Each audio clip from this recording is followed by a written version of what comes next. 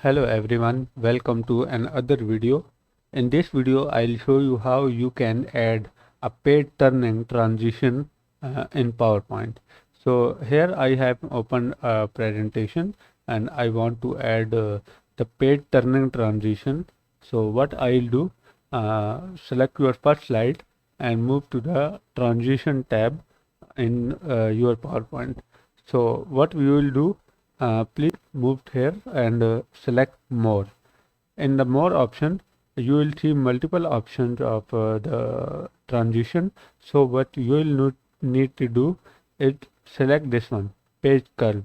You can also select the the peel off presentation, but the page curve transition is more realistic. So please select this one, and when you select this, it will show something like this. Let's add this transition on the second slide so that we can check it proper. So this you can check.